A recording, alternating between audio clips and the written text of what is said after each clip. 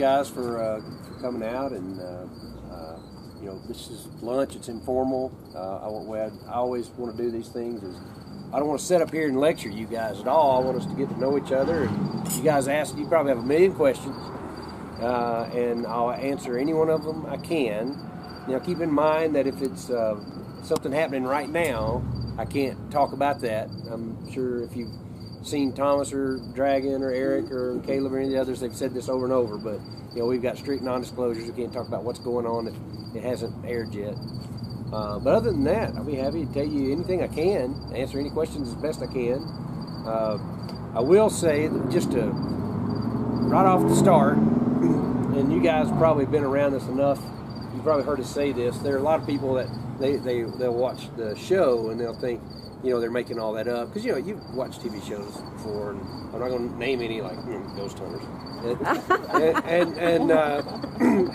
and you'll think, okay, you know, somebody did that on the wall over there, so what was that? I'm not interested in chasing ghosts. I'm not interested in making TV for making TV's sake. I'm out here to hopefully find some answers to some things that don't make any sense. My original motivation is to determine, you know, if there are a possibility of an extraterrestrial interaction, a technology or phenomena that we don't know about, and to figure out how to use that to our advantage, right? To better our lives, better our position in the world and in the universe. Because one of these days, Thanos is going to show up. And as far as I can tell right now, I have yet to see an Iron Man or a Hulk or a Thor or a Captain America show up to help us out. And so I certainly hope that it's someone that's here to offer us all sorts of great new things, but it also at the same time look at how the adventurers, the conquistadors, the folks who explored the New World, how they left the New World, and if we happen to be that new frontier or New World, and they show up, you know, whether they're friendly or even benign or benevolent or not, doesn't mean that what they leave behind isn't a big smoking, heaping pile of rubble and crap, right? So why don't we'll just start. We'll go counterclockwise. We'll start over here, and we'll just walk down immediately. And if you have any immediate questions, or we can do it random. I don't care which.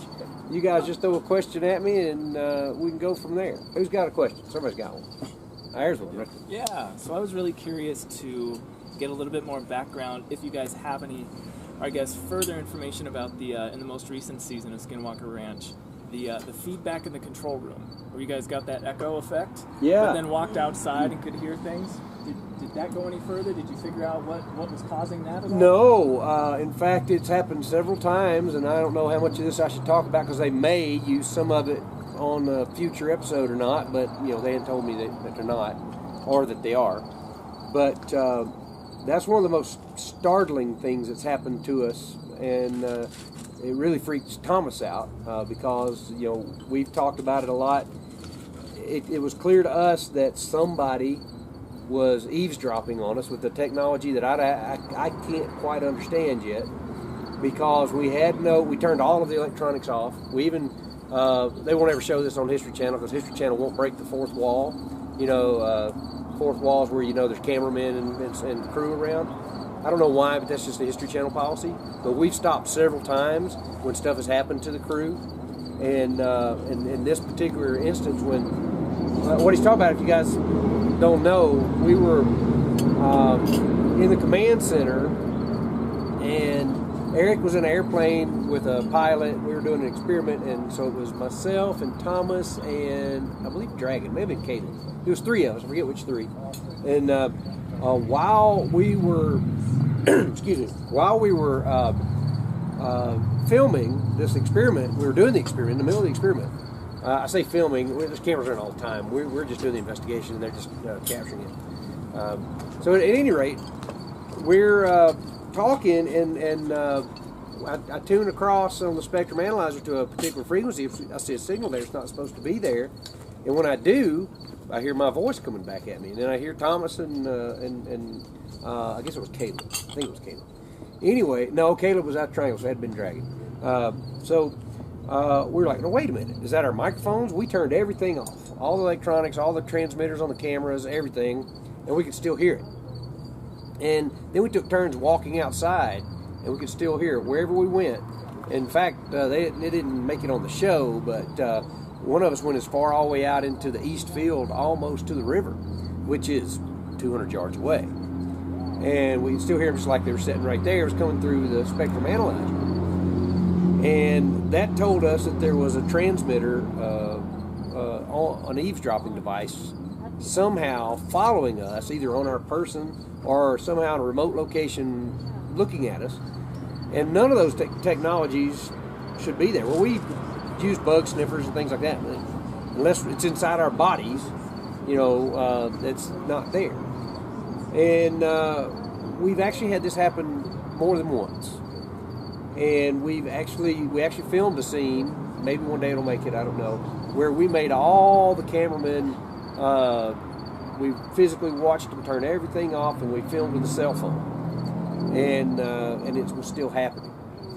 And this really startled us that there's a technology at play that, and we didn't, I think part of the reason we don't want to show the frequency that we've detected this, so that everybody won't go to that frequency and they can listen to us talking wherever we are, right?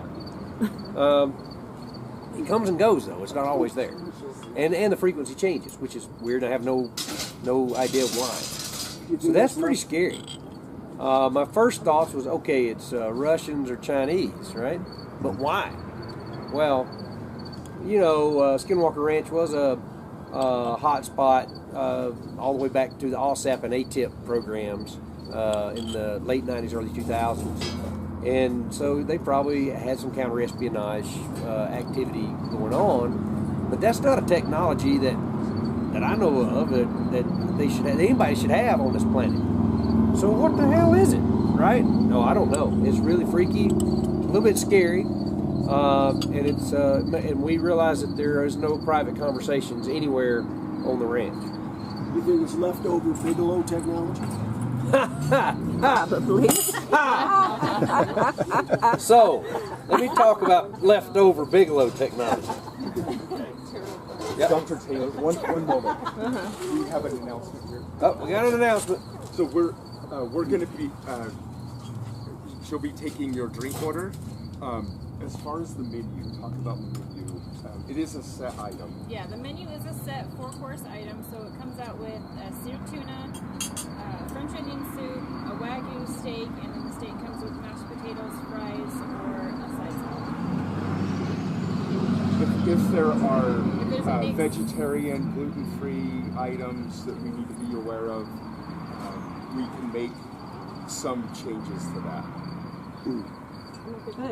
We're vegetarian. You two are? Yeah. There's Okay. 3. 3? Yes. Okay.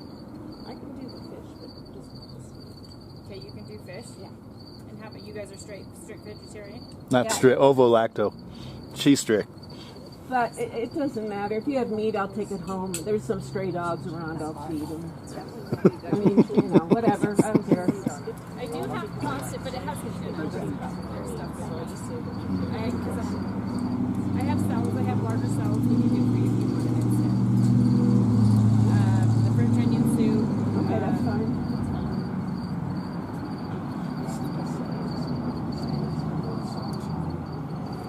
Yeah. Oh. So do you want fish or do you want salad? I can do you a fish. Oh, sure. You want the fish?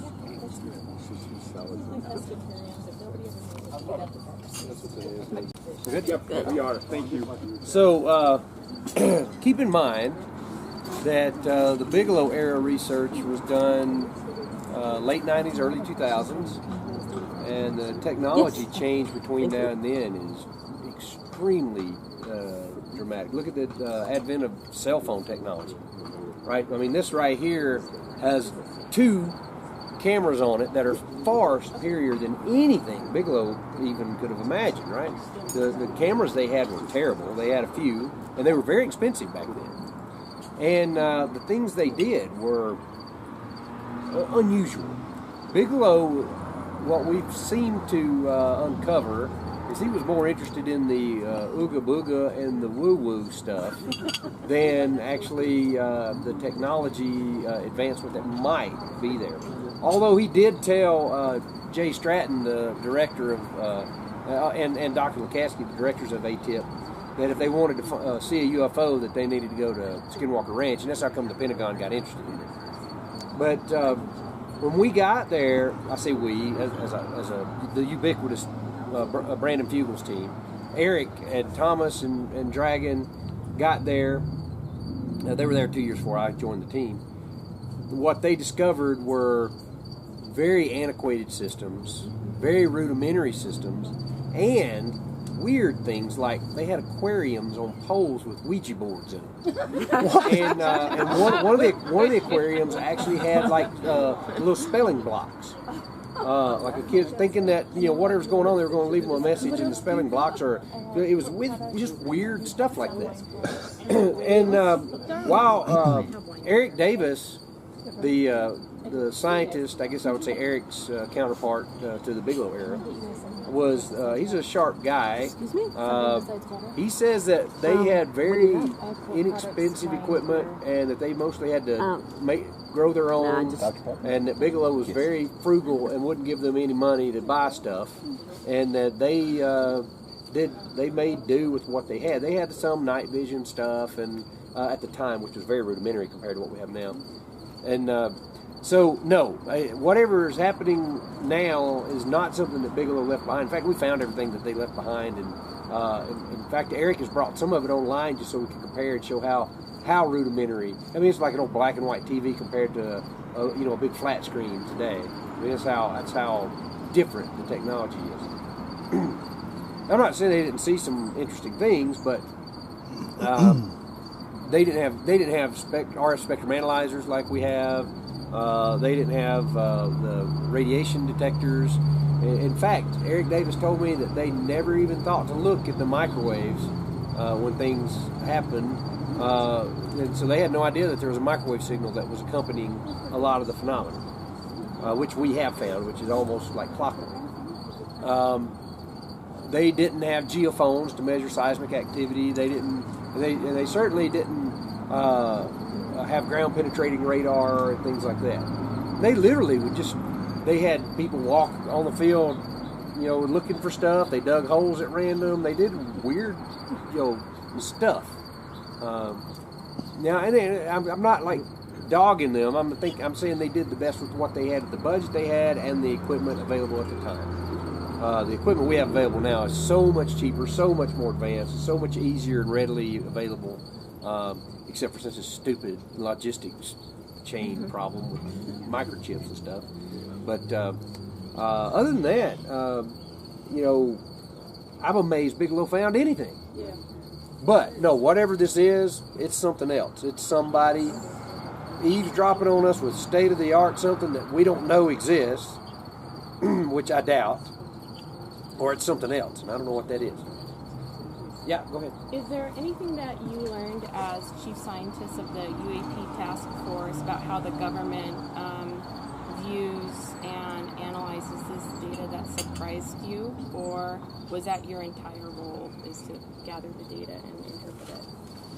Yeah, so the leader of the guy who started all this and made it happen, Jay Stratton, Jay's nickname, John's first name. But Jay started this with the Office of Navy Intelligence and with the DIA back in the late 90s. As he worked through the ONI ranks, he ended up being by the early 2000s, mid 2000s, he was the equivalent civilian rank of a 2-star admiral. And he was running the program hoping to find a nuts and bolts craft. And what happened was someone came to him with the 2004 Nimitz data and said, somebody should be looking in this. And it was his job actually his actual job was threats to our airspace, with the navies, the naval airspace, the naval test ranges. So he started looking into it, and he was like, "Holy crap! They've actually got AdFlare footage of objects. They've actually got radar data of objects." And excuse me. And so he started putting a team together, and Lou Elizondo. So it was really interesting. He and Lou kind of leapfrogged each other and who was running it and who wasn't. And Lou was never officially. This is the way they do it in the Navy. And so when you see all this like Green Street and the idiots like that, they're trying to debunk everything. When they say, well, he was never. We've looked, and his position description never says he was the leader of some UFO investigation. It was other duties as assigned. And he was never. There was never any extra budget put there for him to go do it. But it was a task that was given to him. Like when I was the chief scientist, I was a civil servant with the Army, and Jay called my boss. That was his equivalent. Actually, 1 star lower than Jay. But and he said, "Hey, I want Travis to come work for me on this task force. Would you mind loaning him to me for a while?" And they said, "Why do you want Travis?" It's funny. Jay and I talk about this because it was a big compliment to me, and I didn't even know him at the time. My boss asked him, "So why do you need Travis?" And Jay said, "Because Travis knows how to build shit." And that's exactly what he told him. And my boss laughed apparently, but Jay. Then I went up and I briefed Jay on some things that were happening at the ranch, and he said, "Yeah, come in and be my chief scientist." There's never on paper anywhere in my position description that I was the chief scientist. But when we went to the White House and to the Senate Select Committee on Intelligence, Jay, a 2-star admiral equivalent, introduced me to the White House chief scientist as the chief scientist of the UAPTF. And as far as I was concerned, that was good. And he told me to put it in my signature block, right? So when and I was the equivalent of a full-bird colonel as a civilian. And so when a 2-star tells a colonel to put something in their signature block, they do it, right? Yeah. And so it's all, what they're doing is they're using semantics to try and debunk things. I don't even know why they need to debunk that. Yeah. I mean, just trying to discredit things for no reason, which suggests that there's an imperative behind the discrediting and the debunking. And in fact, we actually saw that in the task force. There was a group within the government that they told us several times, it's demons and angels, y'all need to stay away from it. And they literally tried to steer us away and steer funding away from us to keep us from looking into it. It was really odd. I know, it was the same odd thing. But what I do with the task force, so when I went in, Jay said, we got all this data. And the problem is, every piece of data is from a sensor on a different military piece of equipment that has a different classification. And you can't put something that's this classification on a computer that's got this other classification. And so we couldn't take something, say, from an F-35 and an F-18 and put them on the same computer to do analysis on it. Or from a Navy radar and from a FAA system and put them all. There was no way to put all that in one system. And it took us a year just to figure out how to store the things we were getting. And that was the hardest part. But and here's the thing. While the National Defense Authorization Act of 2019, 2020, 2021, and then 2022 did put in funding for the UAP Task Force, so the way it works is a committee or a subcommittee will put in language for the money, but the money then, the language then has to go through the Senate Appropriations Committee. And the Appropriations Committee are the ones that actually writes the check. And it never came out of the Appropriations Committee, and there was never any funding put on the UAP Task Force. We did all of it on our own time, basically as other duties as assigned, and it was a lot of work. And I still had, my day job stuff I had to do as well. And then COVID hit. So we couldn't travel. We had to do everything through a system that's called a Tandberg. It's basically a classified video conference system. It's basically like Teams or Zoom, but for classified. And one of the things when we finished the first year was we were figuring out how to handle the classified stuff and what needed to be classified and what didn't. And Jay's first priority was, look, we don't want to classify things just to classify them. You know, people have a right to know what they have a right to know. And what we need to classify is anything that would give away a threat to us or give away an advantage of ours. Basically, ways and means is what we call it, or methods and means, and technologies. Like, we couldn't, if a F-22 videoed something on a sensor that was classified that it even existed, we certainly couldn't show that this F-22 had captured it, because then the Russians and the Chinese would know that we had a sensor that would do X, Y, Z. So there's a lot of that. That's the main reason for things being classified when it comes to the UFO stuff in this regard. Now, I will say that one of the things we kind of run into was, what if there was a group that wasn't telling us everything? Yeah. The National Defense Authorization Act of 2020 had a clause in it that said they had to tell us, or as a felony, if they didn't tell us. If we came and asked them, said, well, you don't have to tell us your super secret program, you know, but you got to tell us that it's you doing something. And we went to everybody, and they all said, no, it ain't us. And we reported that to Congress. And then the really interesting thing, though, is we heard in some back channel conversations, some folks say, well, we would have told you if it was us or not. And wait a minute, but it'd be a felony. and I'm not going to talk about who those people are, because there's things happening about that.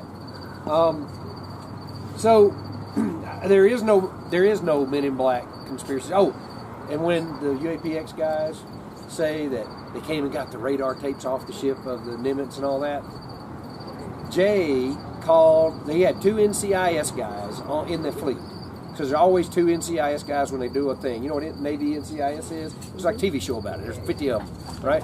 There's NCIS LA, NCIS, you know, Hawaii, whatever.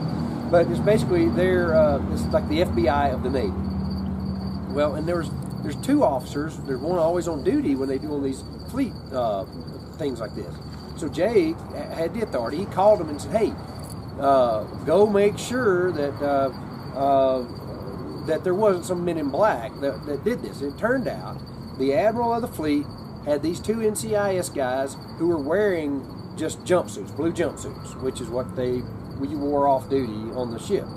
They went around, and everything that took data of these, they gathered it up and took it to the admiral of the thing, put it in their main observation room, so that all their experts could come in there and look at it. And then nobody really did anything with it. They were told to ignore it from the Pentagon, so they just shoved it in a drawer. No Men in Black came and took the stuff. But every time Kevin Day tells the story, oh yeah, Men in Black came and took the took the data from it. No, Kevin, he wasn't even wearing black. He was wearing blue. We know for a fact. We've gone back and found the history. What happened to that? And we've never found a Men in Black. Me and Jay begged. You know, we put out bait. We're like, come on, bring it on, Men in Black. We want to see who you are.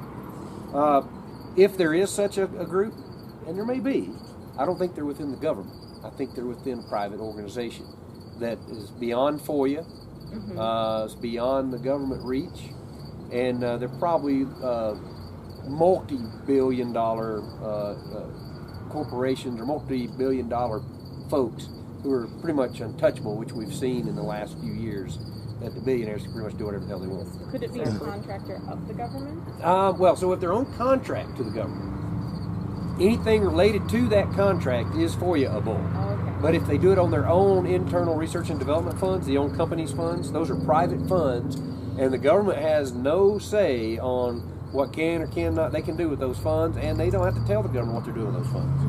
I mean, that'd be a violation of their constitutional rights, which doesn't mean they wouldn't do it. What if Bigelow was trying to fool you guys? You just left all that crappy stuff there. Well, I will say that Bigelow has not come completely clean with us and has not showed us the complete final report or the results. And while I was UAP Task Force Chief Scientist, I had access to all that. And there's no final report. The only final report is very science fiction-y stuff written by Eric Davis. And I asked Jay about it. And so this was before my time. See, this was back in the early 2000s. And so what happened? Senator Inouye, another one, and then Harry Reid.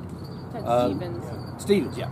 they did a plus up of $20 million and led a contract to Bigelow Aerospace to investigate the UFO phenomenon.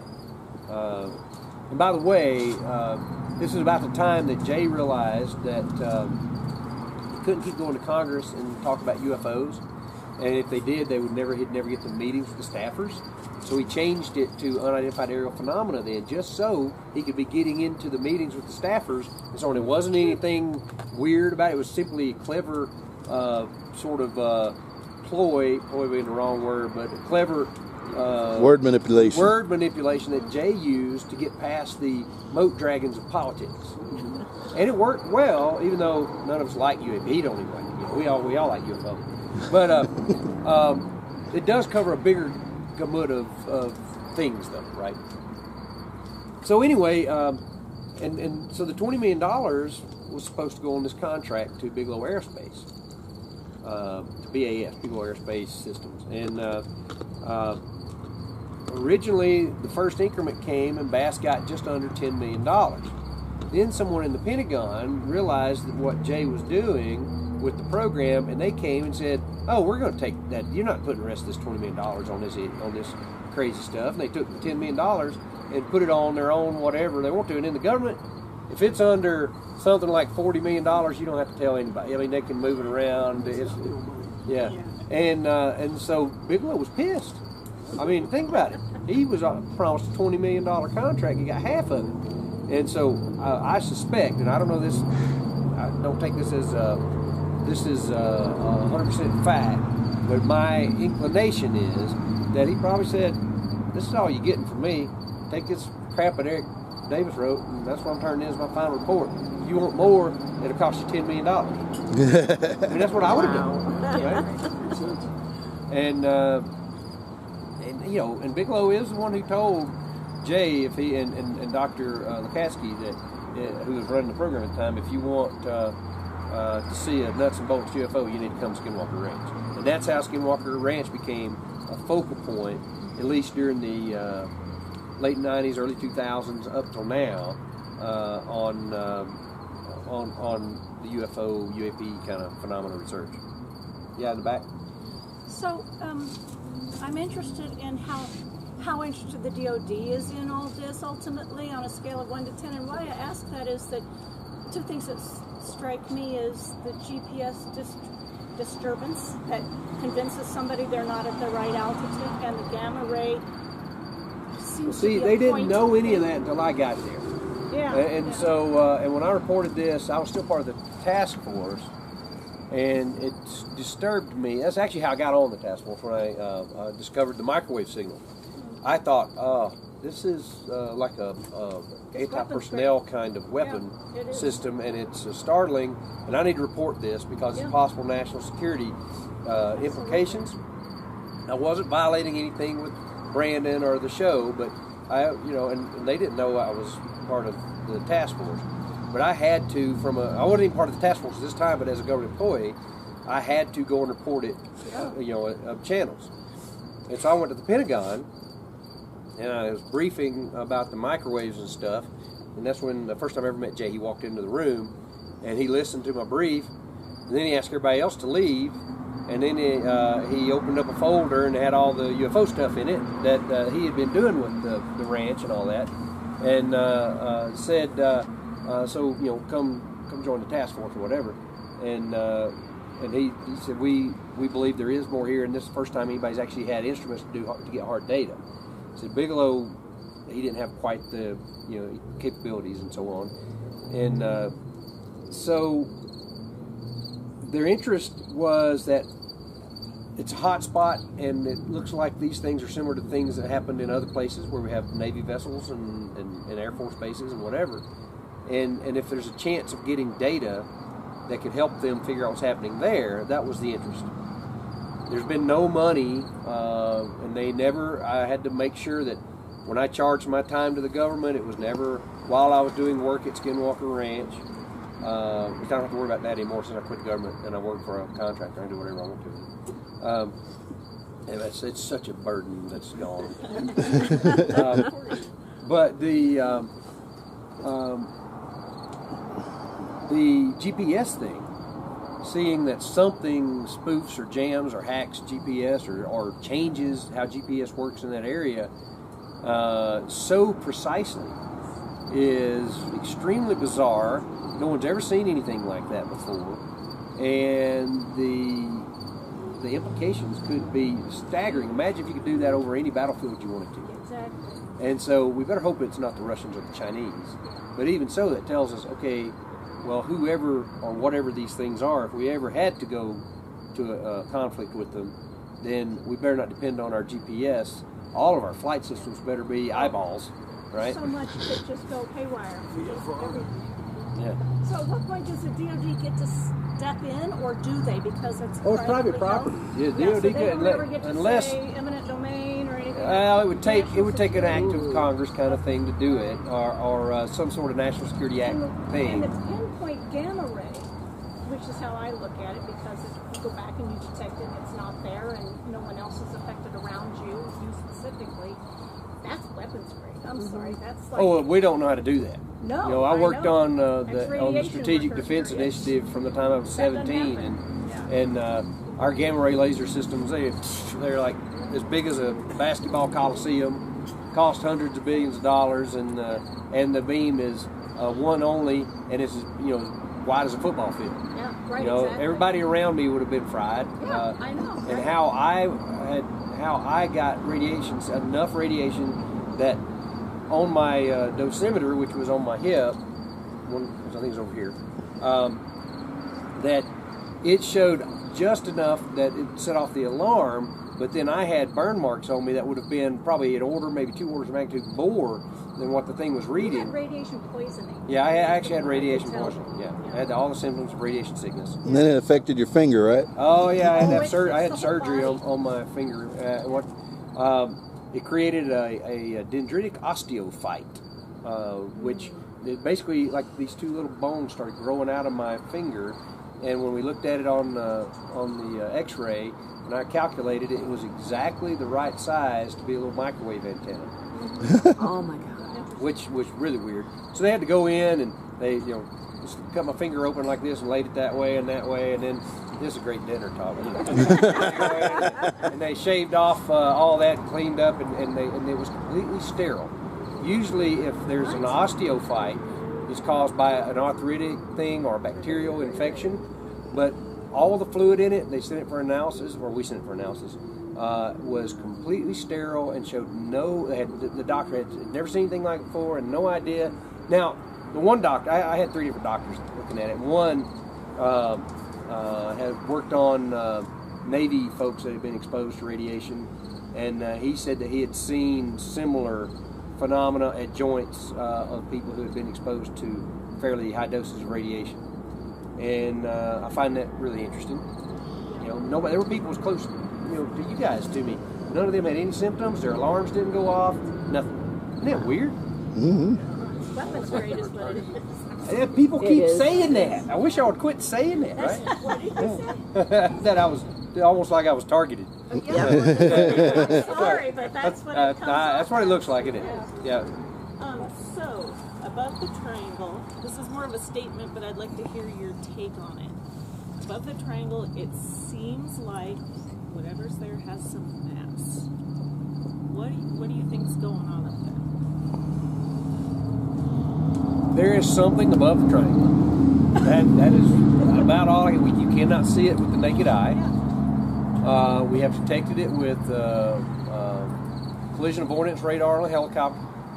We've detected it with we've detected microwave signals coming from there. Every time the telescope experiment we did last year was absolutely disturbing. The fact that this is a closed system. It ain't like a cell phone that's connected to the cell towers and the internet. Those little computers on the telescopes, they're burned into a chip, literally burned into a chip. And so for us to see a star and say, oh, that star's about to go behind the anomaly, it's Arcturus, okay. Arcturus, we're watching it. As soon as we say it out loud, it vanishes from the catalog inside this thing. And that happened 4 different times. And then for the handheld system, that only electronics on it was a cell phone on the eyepiece. We're looking at the cell phone, it's getting great images of Jupiter. and as he takes it by hand and starts to roll it over to the anomaly, the screen goes black. What? Push it away, screen comes back. Pull it to look at the anomaly, the screen goes black. No, right? Yeah, right. And the astronomy guys from the Astronomical Society up in Salt Lake, they were freaking out. Yeah, because they were very skeptical. All three of them were very skeptical when they got there. And by the time they left, they were like, "This is the craziest thing I've ever seen. There's no way this is real. How are you guys doing this?" We're like, "You tell us. It's your stuff, right?" Exactly. You know, I'm smart, but I'm not that smart, dude. The way I would break your telescope is hit it with a hammer. Physically deflecting things too, isn't it? What's that? It's physically deflecting things, isn't it? And, well, several times we've launched rockets through it and seen the rockets be pushed away. Well, let me just tell you that we have done an intensive investigation into that area so far this summer, and the things we've found are absolutely unbelievable and amazing and baffling, and I can't wait till you guys Are we going to get to see those? Are you going to hide those for future? No, those will be. Cause it's so amazing that there's no. If it didn't get in the show, I don't know what they'd put in the show. Yeah, it's funny. Eric and Thomas did a calculation, estimation of all the hours we actually film, because all this stuff takes a lot of time to do, and we do things over and over. People say, "Why did you do it twice?" Well, of course we did it twice. But a TV show is 42 and a half minutes long, and is 0.87%. No, I mean, so less than 1% of what we film actually makes it on the show. So 99% of the stuff that we do, you never see, and we can't talk about because they may decide to use it in a future episode. So it's a little difficult in conversations like this, because I know you guys want to know, and we'd love to tell you, because some of the stuff is so crazy and so amazing. We won't tell anyone. How many times have you heard that? Yeah, really. Don't tell anyone. Well, this is just pure speculation, but it would be really cool if someday we caught on camera one of those rockets actually hitting a UFO. That would be cool as hell. Do you think you're getting closer to the answer of what it is, or at least fully eliminating what it's not? I think all we're doing is so originally I had a Venn diagram that's like one circle, and I was hoping I was going to start cutting it out with the natural phenomena, near peers, rich billionaire, evil, billionaire, Dr. Evil. Yeah, Dr. Evil, right? Then aliens, right? Or then angels and demons, whatever. And now it's like and other. And it seems like the other is like the circle that's just covering it all, and I don't have any idea what it is. No, we get more data. When we will zero into something, it seems like we'll be getting close, and then it's like the ranch has a personality that's a trickster, like Loki, and it's like, oh, you guys think you got it figured out, and it'll change it and do something else over here that's completely different, and just like it might change the frequency of the that we use to detect when we see things, or it might be quiet at Homestead 2 for a while, and it's real noisy somewhere else. It's completely baffling. But it does suggest, because of what seems chaotic or random to us, that if you were looking at it from a multi-dimensional aspect, like for example, if this plane of this table is the only reality that, say, we could see, so we can only see by looking across the plane, well, imagine a three-dimensional object like your hand. Right now, what we would see is 5 dots. So we think it's 5 separate things happening. But what we don't see is the rest of it connected somewhere else, or elsewhere, or elsewhen. And that's the thing that it's so odd that suggests to me some sort of multi-dimensional aspect to it. It could be through time and space, or one or the other, or something completely different. I don't know. Do you think the rockets are a little bit aggressive, like maybe a different way to study So what's going on up we've tried a there? lot of things, and a lot of things haven't made it on the show. We've tried balloons. We've tried multiple drones. We've tried smaller rockets, larger rockets. We've tried airplanes, helicopters, dirigibles, and you'll see in season 4 we got I would say, I don't know if more aggressive is the right word, but more voluminous in the way we measured it, and it's I don't think. Hey, you know what? Look at Thomas's brain. Look at the radiation sickness I had. The hell with aggressive. I want to throw rocks at it if it'll help. You know, is that like the general in War Games said? I'd piss on a spark plug if I thought it would help, right? They were aggressive to us first. That's okay. Can we talk about the 33 experiment? Is that you threw out? We'll do that in a minute. She had a question first. Oh, I'm sorry. You probably can't say it, but are you ever going to dig up that long metallic thing you found? Oh my God, for sure. It's like you did that on the first episode. Long metallic thing. Right on the road. Oh, yeah. That was in front of Homestead too. Yeah, so that's right on the road, right in front of Homestead too. So what it turns out, we had another, actually probably a world-renowned GPR expert come and talk with us about the data that we collected with that setup. And the guy who was running that particular experiment running the equipment for us, I don't think he quite understood exactly how the equipment worked. And what it looked like we measured was a boundary layer in a different soil content. So it went from squishy soil to hard soil, or vice versa. And in fact, when we drilled in multiple places, that's exactly what we saw. Was it went to a point where it was going right through the soil easily, then it hit something that it would barely go through, and when we pulled it out, it was this. They called it claviche or something. It's a kind of clay that is it's a clay-like, really compacted, million-year-old clay or something around here that is hard as a rock. Arizona's got a caliche bar on there.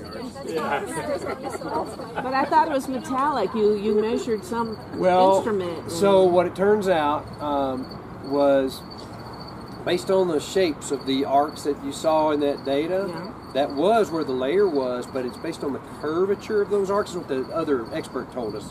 That I didn't. So I'm not a GPR expert, but then when he explained to me, it's basic physics, and it was perfectly obvious that the shape of the curve, the angle there, is based on the index, the thickness or density of the material, and how the particular radio wave travels through it.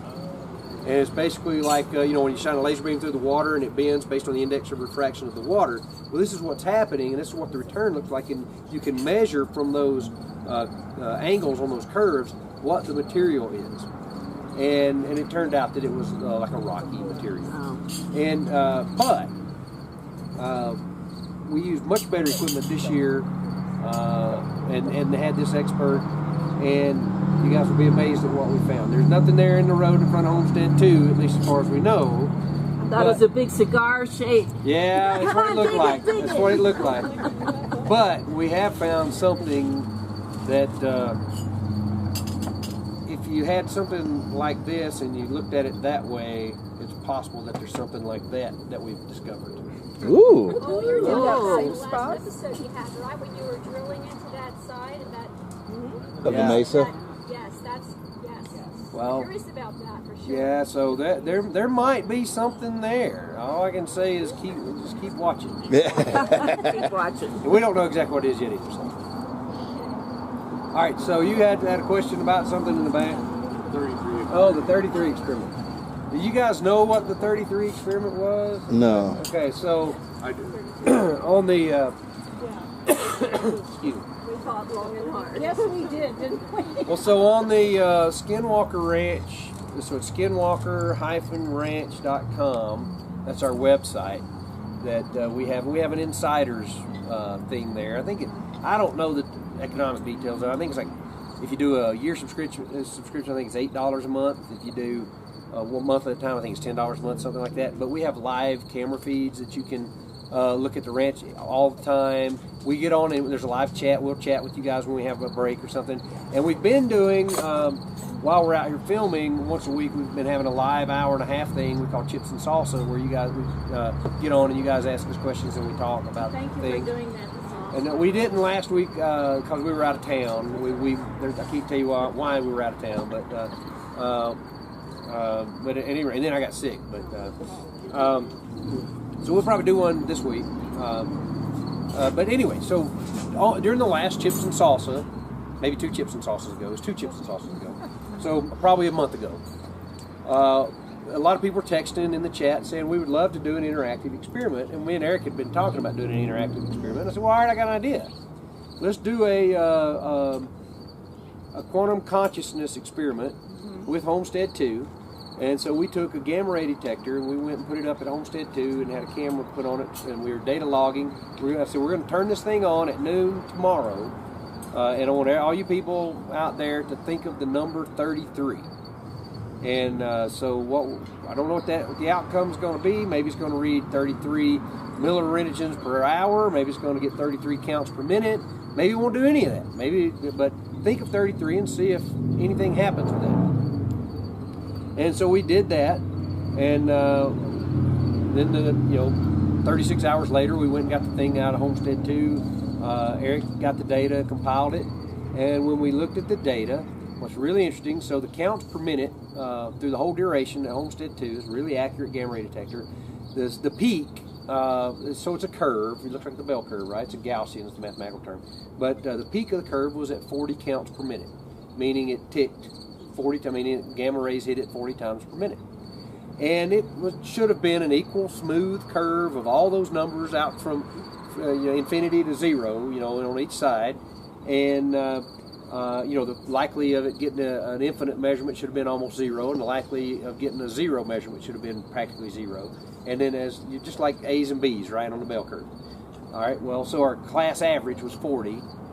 And what's really interesting about the data is there was absolutely a hole where 33 should be. There was not a single measurement of 33 hit counts per minute over a 24-hour period, which is impossible. Wow. Yes. And I find it's amazing, right? Now, it's possible that there's a glitch in the software, but we've never seen that glitch in the software happen before when we've done things. And so we're looking at ways to revise the experiment to get more accurate measurements and repeatability, so that we can maybe write a paper on this, because this is a very interesting phenomenon. Because it does it for quantum consciousness. Well, I will tell you that while we were filming that next day, one of the producers was there, and suddenly his phone, some app opened up, and it just had a big number 33 on his phone. And he said, what is this? And he showed us, and we're like, holy shit. and isn't that crazy? It is. That's crazy. Yeah. Thank you. It would be really interesting to see if there are other things we can do, and we're looking at things like that we can do. Bigelow had talked about the place being sort of an amplifier for psychic phenomena or whatever. I don't like to use the word psychic. Is more it conjures up these ideas of magic and stuff, but it's probably just a description of quantum phenomena that are occurring that we're just now beginning to understand. Like remote viewing is real, deja vu is real. I've seen personal anecdotal things where it convinces me that things that are like psychic stuff, are happening that are more than statistically possible. Diet Coke. Excuse me. I know you want to eat there, but just real quick question. Go ahead. Has the release of the TikTok and gimbal videos made it easier, better? Well, I think what it's done, it's brought out the good guys and the assholes out of the woodwork. So I know we see who is there to debunk no matter what, right? And that's no point in that. I mean, I don't even understand that. So somebody's driving that. That is interesting to me. We see people who mean well, and we also see people who are doing things that are sort of fraudulent, right? And what it has done is brought the public awareness up that, hey, this isn't fringe. It's a real thing that's going on. The Navy's been seeing it for decades. We've probably been seeing it for centuries. And it's real science that needs to be done. And by making it fringe has kept real science from being done. That's the interesting piece to me. And if you were going to create a stigma to keep people from looking into it, what you do is make it where you couldn't earn a living by doing it, right? And only people who get labeled as crackpots do that stuff, right? It's actually it actually has helped a lot, I think. Congress is taking it more serious. I've briefed Congress so many different times now in the last few years. Well, this phenomenon's been in folklore. You don't have straw, mate. I do. Thank you so much.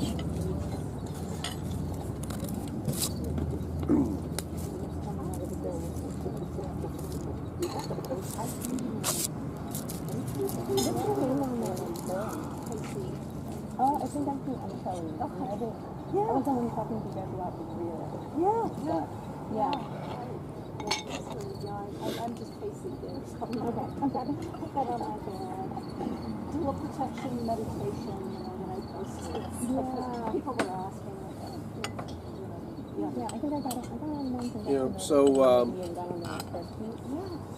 you guys have got to have a question that you're afraid to ask, or you think is too weird, or whatever. What do you got? All right, she got me. Okay, here we go. Oh, I'll probably be there. All right.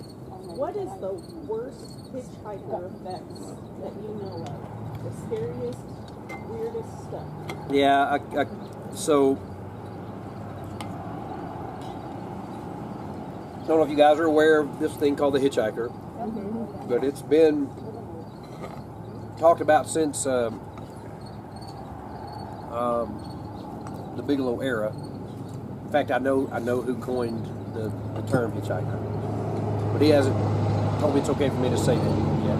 But attach his name to it yet. It's basically Axelrod in that book. Oh. So I know Axelrod very well. And all that stuff is I've measured with scientific instruments in his house. It is freaky. We've had simultaneous events occur at his house, my house, and in a house in the Uinta Basin, all at once that we've measured. I mean, within a microsecond, the events occurred, which that you can't do that. And but the worst phenomena is there have been a couple of people who had I guess you call them orbs, whatever, in their house, and or wraith-like things in their house. Yeah, and one of the neighbors of Axelrod had an orb fly through them, and they ended up with a very dangerous form of cancer from it.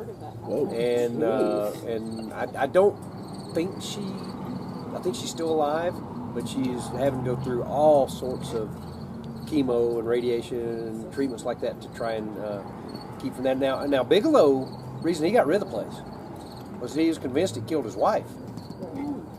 And so I would call those pretty drastic hitchhiker phenomena.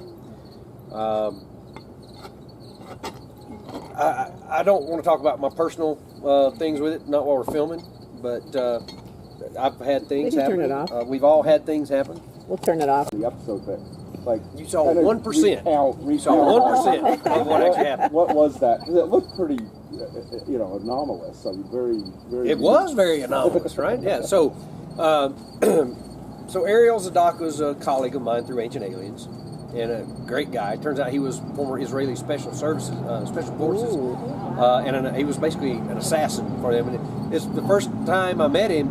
He was teaching me how to kill people without them making a sound, right? You gotta stab them here and here, and then it's all right, great, Ariel. And then he would tell me like some biblical thing, and I'm like, all right, that's cool. And so I called Ariel, and I was talking to him, and I said, we can't find some local natives that will come out and do any of their rituals, and I would like to find out. And so Ariel is not just, he is a rabbi, but he is a theologian, like library, and I figured he would know something about some of the rituals or whatever. And I asked him, I said, do you know of any rituals that are supposed to open up, the portal to the sky gods or anything like that? And he said, well, the Jewish faith has two very specific rituals for that open portals to heaven and to the underworld. And I said, well, tell me about it. And he started telling me about it, and he said, well, I'd be happy to come out and perform those rituals. I'll have to get authorization from the church or whatever, synagogue, whatever the heck the Jewish people call it, his bosses, right? Mm-hmm. And so he came out, and he first comes out to the deck, and we're talking at the deck, sitting around the table, talking about what we're going to do, and he's sitting in a wooden chair, and he says, well, this is a lot about mind, and you have to be thinking of the communication, what is it we're trying to do here, and what you expect to get. And he says, so let me tell you how we could do this. And about that time I said, holy shit, look at that. And I turned up, I pointed, and there was a UFO or a bright spherical object appearing in the sky over the triangle. And at that very instant, the rabbi's chair completely collapsed right to the ground. Uh-oh. I mean, with that instant I stood up and said, holy shit, look at that. The rabbi's chair goes. Now, they didn't show the chair part. I don't know why, because it was a weird coincidence. He didn't move or jump up or get scared. Hell, he used to kill people for a living. Right? And he said, holy shit, didn't scare him. And so, and then we sat and we watched these spheres, whatever they are, for a few minutes, and before they go away. And I think that actually made it on the episode. And then he took me afterwards. He said, now, do you think that was coincidence? That we were just talking about what we were going to do, manifest something?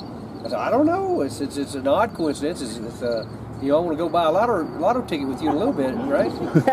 And so then he said, all right, so here's what. So we drove out to Homestead. We set up all of our equipment, and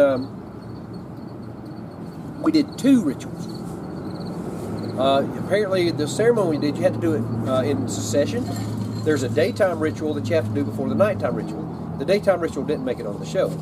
Well, the first thing we did was we had to create a consecrated circle, which we got rocks and put them in a circle, and then he blessed it, and he said, this is where we will do the ceremony. It's all following to the letter of all the ancient scripture for the Jewish ritual, right? He put on the Jewish clothes and things that you have to wear, and blew this horn. It's like a ram's horn or something, and Drag got such a kick out of that. But anyway, so we're standing around, and we got our instruments up, we're watching while we're doing the daytime ritual. And while we're doing the daytime ritual, Eric's lightning meter starts going off. And Thomas and I look at the sky, and I could tell both of us were looking at the same thing, and nobody else was looking where we were looking. And we were like, why is nobody looking at that? Because lightning was striking south of the ranch, like boom, boom, while he's doing this ritual. Nobody saw the lightning. The lightning wasn't on video, but Thomas and I both saw it. And Eric's lightning meter went off. And it said it was 7 miles from the ranch. That was weird.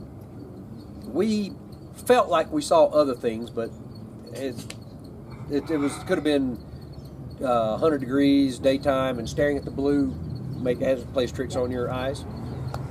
So we didn't dwell on it. So then we broke down for about an hour while the rabbi reset for the nighttime experiment for the sunset. And the sun goes down. We got all the equipment ready. We've got a thermal imaging camera and FLIRs. We've got nighttime stuff looking. We got all our instruments looking at the Homestead 2 doorway. Then he starts the nighttime ritual, the chant, and suddenly the temperature looks normal. You look at any wooded area like this. This is about, so right here is about what Homestead 2 looks like. There's trees around it like this and brush, and then there's 3 derelict buildings, right? And you look, kind of looking through the doorway, so the road, we would have been like set up over there where that house is, looking back through it this way. And as he gets to about halfway, the chant's about 20 minutes long, he gets about halfway through it, and then suddenly the homogeneous distribution of wind flow and temperature, it just stops dead still, and the temperature at the top is really hot and at the bottom is really cold, and it looks like it's in layers, and it's like, well, that's weird. And then suddenly it starts falling like this, and then the rabbi finishes his thing, and we're like, wow, as you were doing that, the temperature stopped moving. And then suddenly, I mean, this is immediately following, and the rabbi comes over, we're looking at the thing within less than a minute of him finishing the chant. Then the top heat layer falls like this, and the interior part turns like black. Black was cold, red's hot. And I'm like, holy crap. It's like getting really cold right in one spot. I don't believe that. It's got to be something wrong with the instrument. I'm going down there. And so I take off running down there, and Thomas and Dragon come in behind me, and as soon as we stepped across the road into the front yard of the homestead, the temperature was 15 degrees cooler than it was like a wall. And we stepped through, like you opened the door to a meat locker and walked in, and we got into the inside of the homestead. It was 27 degrees cooler than outside the homestead.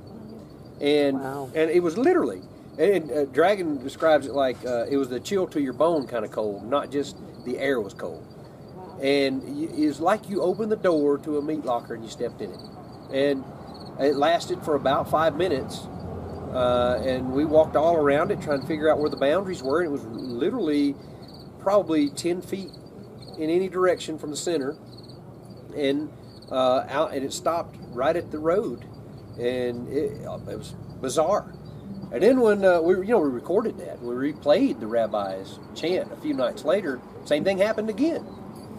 So that's the really weird thing. Why? Why is it doing that, right? So a follow-up to that. We went out to McConkey Ranches and some of us, and some of those petroglyphs, they said, oh, well, this may be them allegedly an area of a portal or where they would stand to do their chants. And one of the guys that was with the tour, and he lived here, he said that he lived close by, and one night they heard drumming, like, I don't know, 2 in the morning, and he kept hearing drumming, and they heard, like, chants, and it turns out it was local natives that would go out there and do this, like, once a year, and they were doing it every year. So I know you said they wouldn't come on the show, but did you talk to them at all about any of that? Is that part of the... We have talked to both tribes, and they, for whatever reason, and we would be 100% respectful to any of their wishes, to whatever they wanted to do, if they would come do something, or at least give us guidance. They really don't want, or at least so far, haven't wanted any publicity about it. So I've been trying to study it on my own and figure out. We went, well, I guess I'm not supposed to say. So we're aware of the McConkey Ranch things, and there's actually some physics written in those that we discovered, and you'll see that in season 4, and we're not quite through with that yet. But I believe, well, and the rabbi even pointed out that, and we've had several episodes of Ancient Aliens about there's several temples around the world that you get certain frequencies, then the temple resonates, right? And there's legend about it open up portals to heaven and all these things. And so maybe that's that there's something to that. I don't know. Maybe. Might come out. Jonathan Dover. Yeah. He Well, I can neither confirm nor deny. You hit the nail on the head there. All right. Amen. Love it. What else can't we confirm or deny?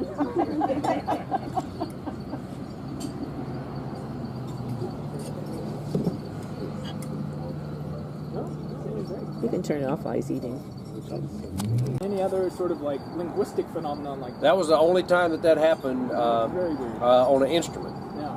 Now, Eric and I were sitting at the table in the command center. So I was in my usual seat, and Eric was sitting right across from me, and we were working out what we were going to do the next day on an experiment. It's probably midnight, 11:30 midnight, something like that. And then suddenly, a woman's voice starts talking to us, and both of us turn and look. And there's a voice coming from the wall like 3 feet from us, and Eric says, "Are you hearing?" I said, "Are you hearing that?" We're both like, "Are you hearing that?" And we point at the same place. Yeah, it's coming from right there. And we jumped up, grabbed flashlights, and then running around looking under the trailer, looking everywhere, see if there's anybody. You know, Candace she's already in bed. It wasn't her talking. It was nobody else there. And but the voice went on for several minutes talking to us. What did she say? It was in another language. Oh, you wouldn't believe the crap that happens at my trailer. My God. Try it one night, right? You go like talking and the cameras are following you. Like, how did you do that? Like, well, you know, fortune favors the bold, I guess, right? I want to get to the bottom of it. I want to know what's going on. So it's been very routine up until this summer. Actually, it's been a little better. At least 3 of the 5 nights of the week that I'm here at about 2 in the morning, something starts banging on the side of my trailer. So that happened more than once, then. Oh, it happens routinely. And so we've got cameras all around my trailer, under it, on top of it, in it, everywhere. The only place that you can't see where I am is in the bathroom or my bedroom. And so there's cameras everywhere else, all around my trailer. You can see at night and everything.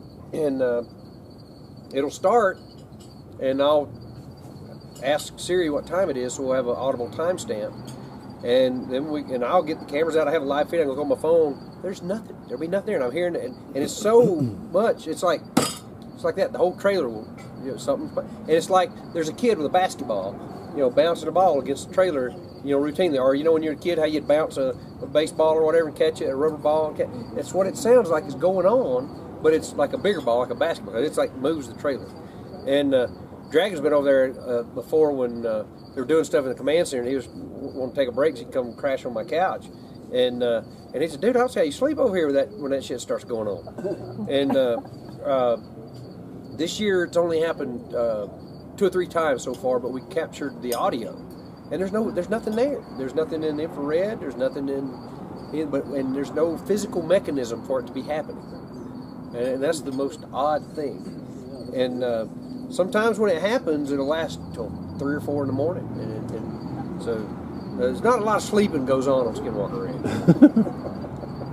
Are you guys being actively monitored by a doctor getting blood tests? I remember reading that there were autoimmune issues in some people who pass through their branch, like a mysterious lupus kind of thing sometimes. Well, we have to be careful. Number one, you don't want to violate someone's personal HIPAA information, and 2, you can't have human subjects in an experiment. And so we are all personally cautious and conscientious about having multiple physicals a year and blood tests and that sort of. So I have at least 2 blood tests a year, and so far, because especially after the radiation, because they're worried about finding cancer markers and stuff. And so far, nothing long term other than being batshit crazy. They recently came out, it's named just it's moving me right now, that did the brain scans of people that have had contact with UAP. Probably Kit Green. Or Nolan. Gary Nolan? Oh, Gary Nolan. Oh, Gary, Right. yeah. And he was talking about that center of the brain or part of the brain where it changed size in those people. So I think that would, Putamen that would be like a question I had, if there's any monitoring of that. Yeah, Thomas has that. We showed it. We showed a picture of it, and Hell, they show it every time the show comes on. I'm like, poor Thomas. Everybody in the world knows what your brain looks like. And so if you see those tendril-looking scar tissue-like things, that's exactly what Gary Nolan's talking about. So, What about your loss in time? So the time was lost, my memory wasn't. So I remember everything that happened, but there's no record of it happening. And all the cameras that were pointed at me, when I would pass in front of those cameras, went blank or had time erased from the memory cards. So there's yeah, so And you could prove that, well, you could see the time erased. yeah. So what happened, I heard, I woke up, I heard what I thought was voices in my living room in the trailer. I'm like, oh shit, here we go again, right?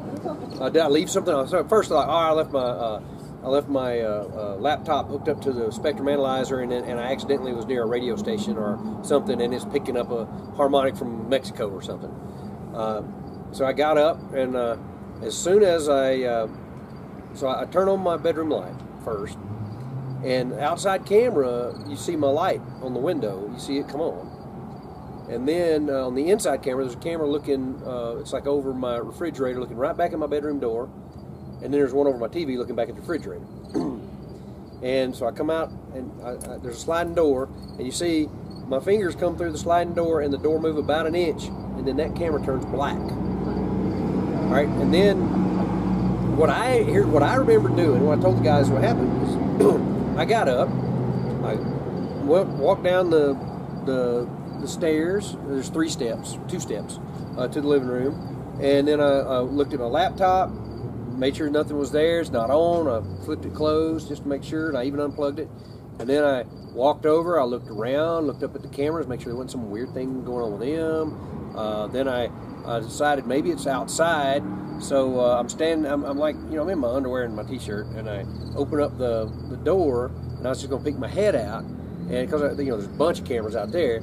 And when I did, the wind caught the door, boom, slammed it open, and those trailers have a magnet that hold the door open if they go all the way open. I'm like, well, hell, there I go. So I walked down in my underwear out there, and I got the door, and I pulled it to, and I just kind of smiled for the cameras. And I pulled the door to, and then I looked around, nothing happened. I went, and then so I went back to bed. And so I told the guys about it. We were going to look and see if we could find anything, scrub the footage and all that. And so we go to the exact moment when we see my light come on, and we see my shadow go by the window, and you hear the door starting to open. And then when you look at the inside camera at that moment, as soon as it comes open, it goes black. Stays black for 27 seconds. Then as I come down the stairs, we're still, well, the other camera will have it. As I come down the stairs, and as soon as you see my shadow start to come out around the corner, this camera goes black as I come out. And then the cameras, all of the cameras outside that were looking that would have seen the door open, all of them were missing 14 seconds. And then they all started back normal, working normal as soon as what you see in the other camera, it comes on, you see the light behind the door as that door slides back to. And that's when that other camera that could see my bedroom door comes on. And now all we can prove is that I did get up, because the outside camera saw my bedroom light come on, and you could hear my door opening, and you can see my door starting to open and close. But the cameras went black, or the actual time on the memory card was missing. 27 seconds is missing. So how do you do that, right? How does that happen?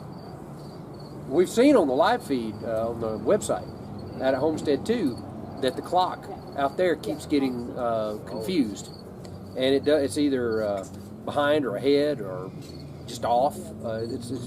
So there's something about time and how we measure time on the ranch that's confusing. Having a straw man degree. When I'm watching the live cast, it seems like we see a lot more meteors than I do elsewhere. You see them all the time out there. Yeah, what's up with that? Seeing conditions. I just suspect it's seeing conditions, right? Because there's not a lot of light pollution. The only light pollution is when they burn off the wells, or if something, there's nothing in Roosevelt that's very bright, and Vernal here is, what, 30, 40 miles away. So it's really weird that first year we saw the mesa light up, and it looked like there was a spotlight doing this, and I was like, is there a used car lot on the other side of the mesa? Like, there's nothing on the other side of the mesa, right? It's the Indian reservation there, and Hickens Land, and then Moonshadow Ranch over to the west. But the things that happen that you would want to explain away with a used car lot or whatever, it just, you can't do it.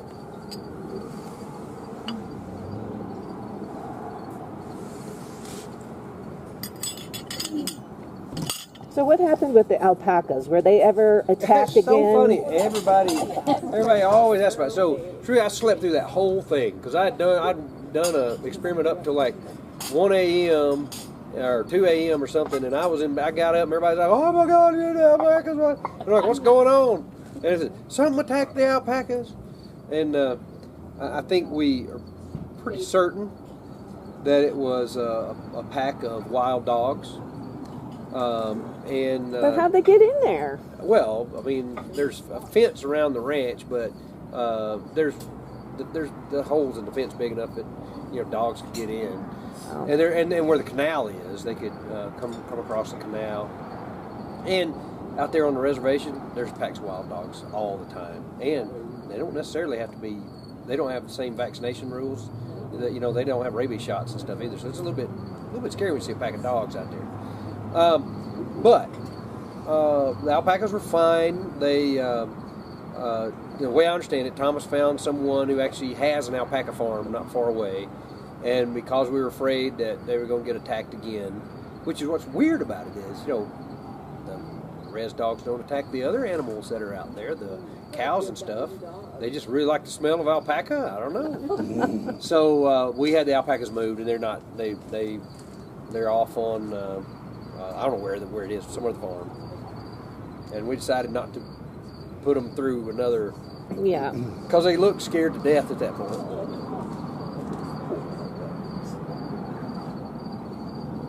But everybody always asks about that. I know, they're so sweet looking, and then they were attacked. It's like, oh no. Yeah, we should have got llamas. They would have beat those dogs to death. I mean, that's what we do in the South, in the cattle farms, keep the coyotes and dogs from getting on the cattle, is put a donkey out there with them. And a donkey will kill anything, And I hear llamas are kind of like that.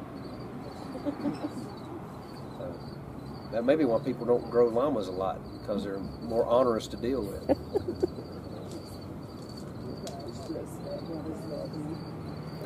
So y'all had a doctor on first season.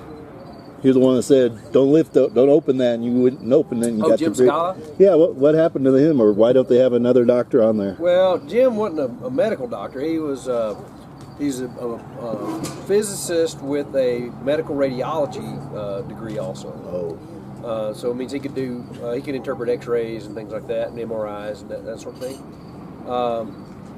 But he had some other personal obligations opportunities, I think, that he had to choose on, and he chose to do those others.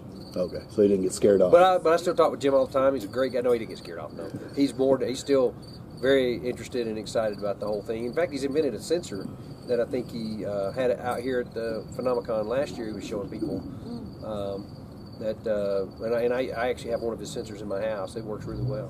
Oh yeah, somebody was asking about that online if they were selling them here.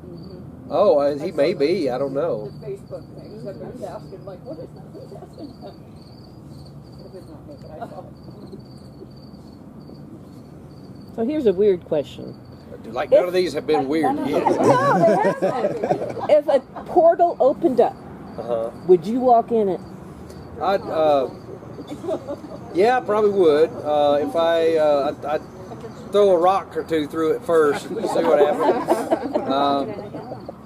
But on the last season, I believe it was, when I told somebody, I said, I was just messing around with it, a portal opens up, I'm jumping in it. Well, my dad said when him and my mom were watching that episode, that my mom stood up and said, "The hell you are!" I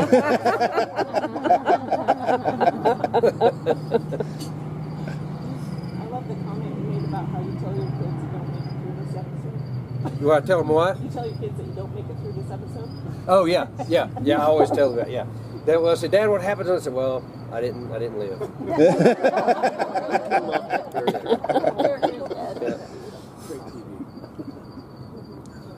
Everybody probably knows this, but what branch of the military were you in? The Army? I worked for the Army. Yeah, I had 27 years with the Army. I started working for them when I was 17, and they paid my way through school. A lot of it. Not forever, didn't they? That was a lot of school. Yeah, they paid for all of it. Wow. And how'd you get so many PhDs? Government paid. Staying with it. Well, the trick is, I discovered that if you stop, you'll get comfortable not going to school and doing the work and learning the new things, and you got to be some. It's like sometimes you need that pebble in your shoe to keep you on your toes, and so I always wanted to not let age like overcome my knowledge, right? If if you're working it, you're still see that. But think about it. I'll give you a perfect example. When I was in undergraduate school, I learned Fortran and assembly language. When I was in high school, I learned BASIC. Those were great languages. Why do we not still use those languages, right? Now, then people started using C and C# and C++, and those suck. Those I don't like those at all. Now everybody's using Python. Well, I actually like Python. It's actually closer to like Fortran or BASIC than but it's got this. Whoever writes these languages come up with the goofiest syntax for things. It makes it complicated. They overcomplicate the languages. But if I didn't continue to take classes or teach classes or at least sit in with professors or whatever, then I'd be afraid that I would the knowledge I have while still being relevant wouldn't be as up to date, or I wouldn't be as it's like like while George Foreman was one of the greatest boxers to ever face Ali, he would need to do a little bit of training before he'd get back in the ring with anybody even half that level. Right? Thank you very much. Yeah. And so it's kind of I treat it like training, and I just enjoy it too. I got a quick question, and this doesn't have to do with just your thoughts on it. I've read some articles recently about what's called the Solarian hypothesis, about previous advanced civilizations on Earth, and how there's a distinct possibility, because after 4 million, 5 million, 10 million, 30 million years, almost nothing exists. Have you any thoughts on that? Well, Eric's a big fan of that. Specifically the Solarian hypothesis. So the Earth is about 4.5 billion years old. Up until ancient aliens. Eric von Daniken, at least, people accepted that the pyramids were made for King Khufu, and that put it 4,500 years ago. Well, as ancient aliens and Eric von Daniken and others, started going through the history on it, they realized that, the dude was in the pyramid and hadn't come up with any information. There were no hieroglyphs or petroglyphs or anything in there. No writing on the walls anywhere in the thing. And then suddenly he's like, I'm going to lose my funding if I don't go back with a report on where these things came from. And then magically he finds written in a paint, not as a hieroglyph, the glyphs for Khufu. Right? Not scratched into the wall, not chipped in a very accurate way, but like graffiti almost. And so he gets notoriety for discovering, the pyramids were built for Khufu, and so that tells us they're 4,500 years ago. Now we're finding, as we uncover around it, there are documents, there are artifacts that date more than 10,000, maybe even 12,000 years ago. And they said, there were no cultures around on the planet. This is what the history books say. No cultures around the planet that had that kind of architectural capability. Then suddenly, oh, there's Göbekli Tepe, and it's 12,000 years old at least, and it's huge megalithic, monolithic structures, right? And so it tells us that the mainstream, or whatever you want to call them, history books and the history researchers have been baffled by their own bullshit. You know, they're literally believing each other. They're just getting together and say, well, we believe it's this. And the reason why they do is because, you know, they find a pot that they can date to 4,000 years. Oh, well, this pot's here 4,000 years. It must have been it. Oh, there's no way that somebody came and camped out by this big, huge-ass bunch of rocks piled up in the middle of the desert and forgot their pot when they left. There's no way that happened, right? And so a lot of it makes no sense. And I think, and one of the other things we've discovered from a geophysical phenomena is that the poles do shift on the Earth. And we don't know if it's just the actual magnetic pole shift or the entire Earth is shifting, but the Earth is precessing in such that the poles are getting further and further away from wherever it used to be, meaning that it actually may physically rotate every so many millions of years, which would cause cataclysmic upheavals. I'm thoroughly convinced that it's highly possible, perfectly likely or possible, that civilizations rose and fell due to huge cataclysmic upheavals that's happened through the geology, maybe asteroid impacts, super volcanoes exploding, you know, things like that throughout history. So, I mean, we'd be silly to think that, you know, yeah, there's been nothing here on the planet for anything more than, you know, a few tens of thousands of years, and it just doesn't add up. The changes in the genome, the way they suddenly changed 10,000 years ago, and now suddenly there was no Rh negative until suddenly it appeared on the planet when the other Rh factors have been here for millions or a million years or whatever.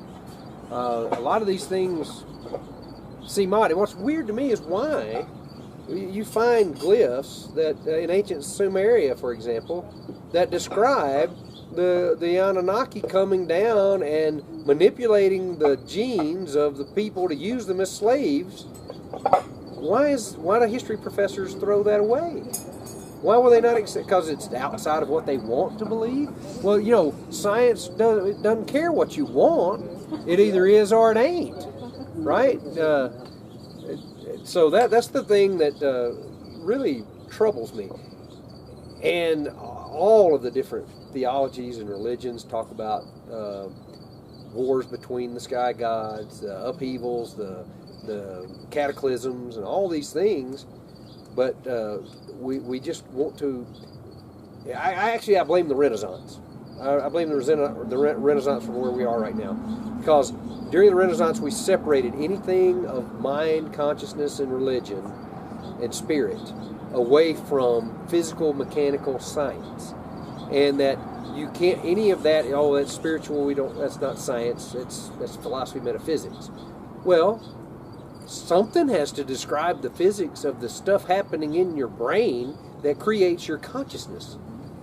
And to say that that's spirituality and we don't talk about it is stupid. And it's literally, it's a very strange and odd thing that we did to science in the late 1600s. And it's coming back around, though. Quantum physics, we're finding out what your brain has impact on the experiments you do. Hell, you can ask people on the internet to think of the number 33 and kill a damn gamma ray detector, right? So that's not spiritual. There's physics that explains that. And my book, The Science Behind the Secret, goes all in about the physics of that, and at least in the popular science level of explanation. I didn't get into the math because I wanted everybody to be accessible to everybody. So I really blame the Renaissance for us being in that situation, unless there's some other more conspiratorial, religious thing. The Vatican didn't want us to read the Dead Sea Scrolls or whatever. Can I get another Diet Coke? What's that? They were actually 1,000 years of prison of dark. Yeah, right. Just a theoretical question for you, like to think about the fact that more and more people are now saying they're really, like everyone's seeing things. Okay? Because, now, I realize we have our phones now, our technology, but do you think it's because we are being visited more now, or that people are just seeing it more, or there's another phenomenon going on? Well, it's a good question, and it could be sensor bias, as you kind of brought up. You know, everybody's got phones now that can take pictures, and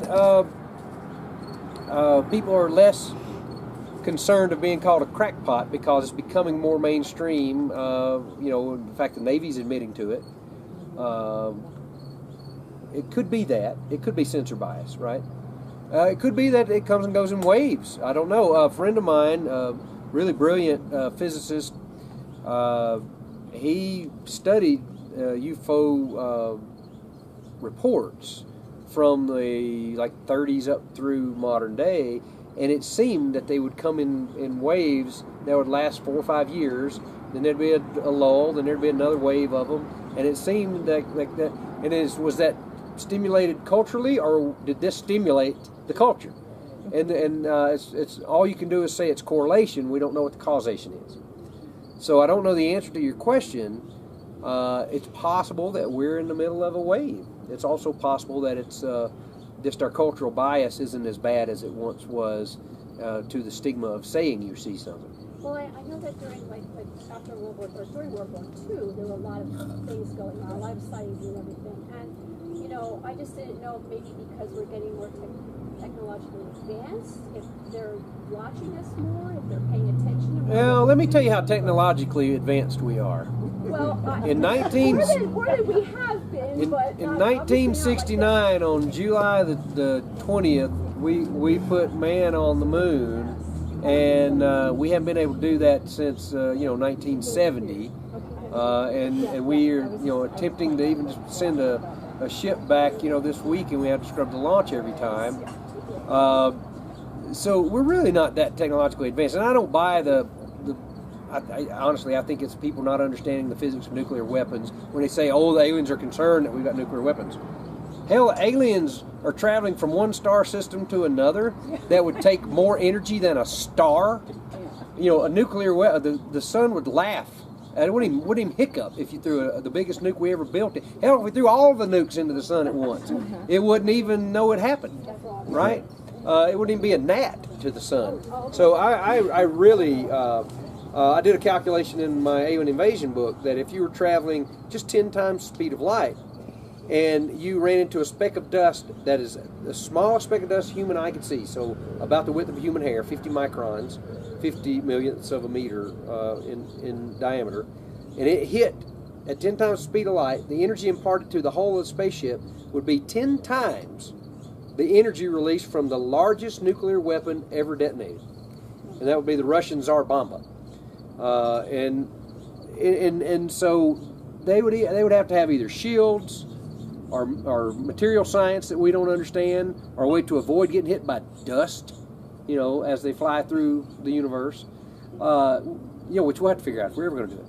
So I just don't buy that they're interested in our nuclear weapons. Now, they might be interested in the nuclear material because they might eat it, they might absorb it, they might be like that episode of Star Trek where they had to go to the nuclear vessel and recharge the dilithium crystals, right? But I don't think, it's because they. Are they? Do they care about us? Do they? It's like a petri dish, like people talk about, Yeah, I see it like in Hitchhiker's Guide to the Galaxy that as they were building this. As they were building this galactic highway, and the Earth was in the way, they had to excavate the Earth, and when the Earthlings complained, they said, "Well, it's been on record for 1,000 years at the Central Galactic Municipal Court, and you guys have never showed up to complain, right? When we build highways, we don't care about the ants and the and the prairie dogs and whatever else we push out of the way. So yeah, go ahead. I've actually heard a really great theory.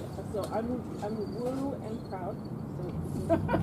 Woo and proud, is that what you said? But I've heard this theory from more than one spiritual teacher, and that is, if we live in a multidimensional world, then it's very possible that the existence of Earth depends on the interaction or overlap of each of these dimensions, so we can all affect each other. So, and there's a famous occultist in England, W.D. Gray, and he was alive before and after the nuclear bombs existed. So he used to practice magic, do all that weird stuff. And he made a statement once that... magic with a K or magic with a C? K. Okay. And he made a statement once that the energy in his rituals changed significantly after nuclear bombs. It was interesting. So I like that multidimensional... I'd like to see if Dean Radin has done any analysis of that. You guys familiar with Dean Radin? Mm-hmm. Dean Radin's a very smart scientist, very, very meticulous. And he's done some of the best study of remote viewing, psychic phenomena. He's used Caroline Corey as a subject and watched her change the pH of water with her mind and tested, recorded all the data very carefully and written credible scientific papers about his findings and showed the statistical variations are outside of chance. And and he's done a lot. He's looked into a lot of phenomena like that. So it'd be interesting. I don't recall him ever mentioning that. And I think I've listened to all of his books.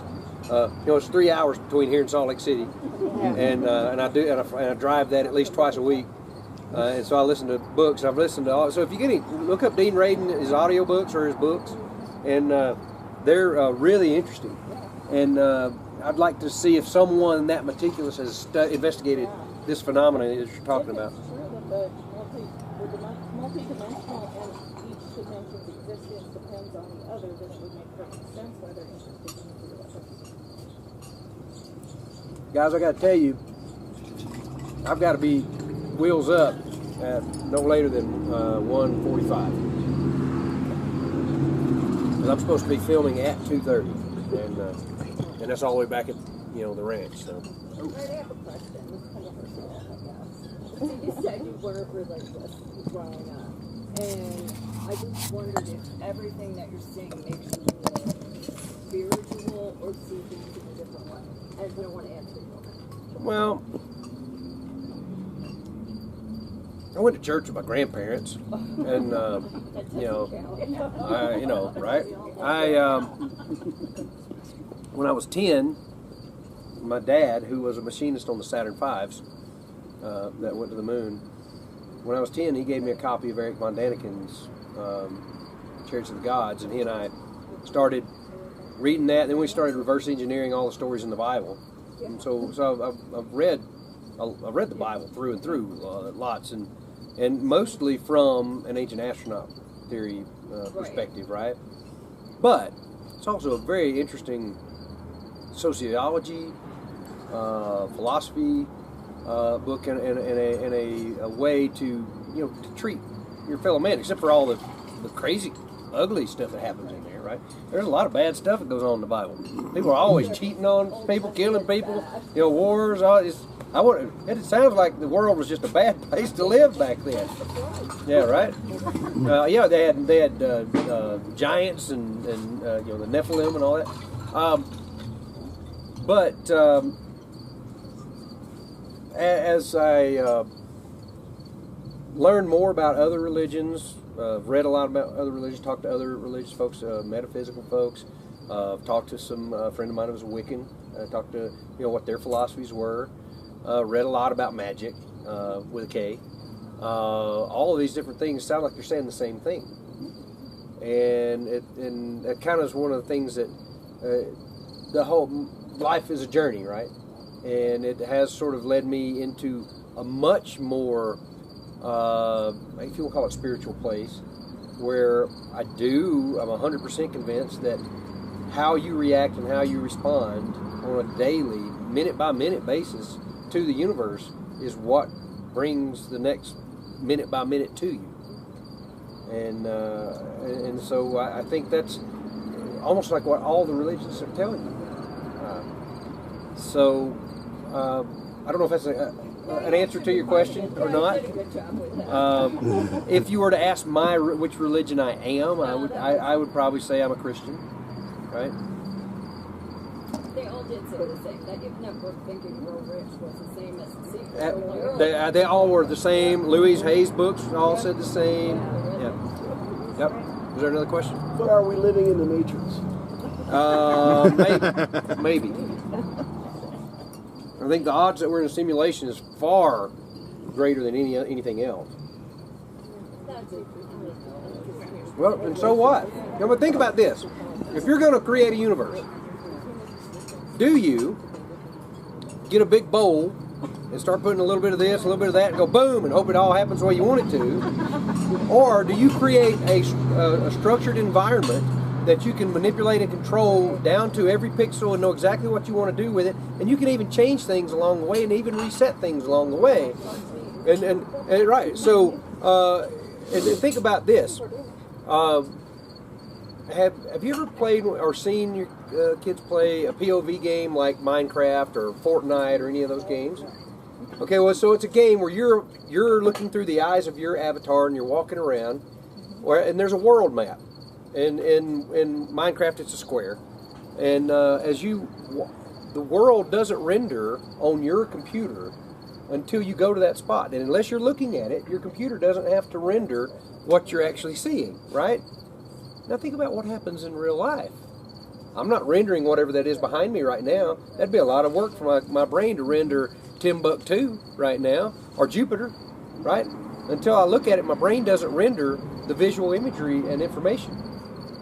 So it suggests, and if you watch these kids play on a game system that's a server, so the environment is a server somewhere, and their computers only renders what they have to have, right?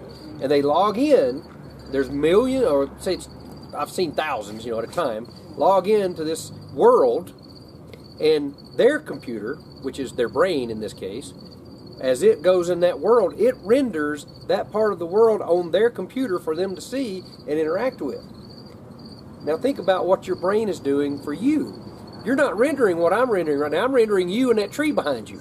You're rendering me and whatever it is back there, right? So think about that. So there are a lot of pieces to our interaction that really suggest our universe works a lot like a simulation system or a video game type system. Well, and there are animals that can perceive colors. Right. Well, we only see this much of the electromagnetic spectrum. There's so many things that we can't see. There's reality all around us that we're not aware of, that we haven't evolved to be aware of. Now, think of this aspect to it too. There was a period about a billionth of a second after the Big Bang that the physics operating in the universe wasn't correct, and so the universe adjusted itself. And suddenly the physics was different. Have you guys ever heard of this? Called the inflationary period. Well, not what we're currently going through economically. Is a period where everything was gas and subatomic particles, and then suddenly matter could form, and the laws of the universe changed. Well, if you start a simulation and it's not going the way you want it, and you need to change the physics engine of it such that you can direct it to evolve in the way you want it, you just stop the program, go in, change some code, or just, even while it's running, change some code, and things happen. And the server owners in these video games do this all the time. They'll suddenly give one guy the ability to take 10 hits, or the ability to fly, or to shoot flames out his butt, whatever, right? Guys, I'm going to go ahead and kind of eat. Yeah, go ahead and eat. Really soon. To what you saw on that telescope, and they were, we knew where the aircrafts were coming from. They were flash bulbs. Yes, that guy. Yes, it's that guy. No. But what? Stephen Greer. Stephen Greer. He's got all those unacknowledged movies or whatever. Yeah, and he's very, very fringy and very contentious, and he's a narcissist for sure. Well, one of the things that I have heard, and I can't prove this, is that he had actually paid some people to go and falsify Those things flares? that people could see. You know what? They very vehemently denied that at the conference, and the guys that took the pictures were like, well, here's what a flare is, and so I'm not real sure whether that's true or not. But one of the thing that he's really trying to promote right now is free energy, because as he puts it, we are going to run out of energy. We're cutting down the rainforest to fuel things. And Which all that's a bunch of horse shit, by the way. Yeah, okay, because he's like, you don't see like solar panels on UFOs, and you don't see windmills on UFOs. How are they getting their energy? So I know you did the Tesla files, and so I'm curious if you think that the free energy concept and just this whole thing has legitimacy. Well, there's enough energy in 1 cubic meter of space if we can learn how to extract it from the vacuum energy fluctuations that would create a galaxy. There are 10 to the 22 stars in the universe, the known universe, and each of those have planets and stuff.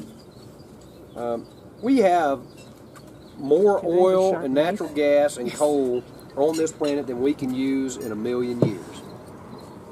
Problem is, we have a culture set up that brokers are using it for power. And just like California's situation right now, you know what?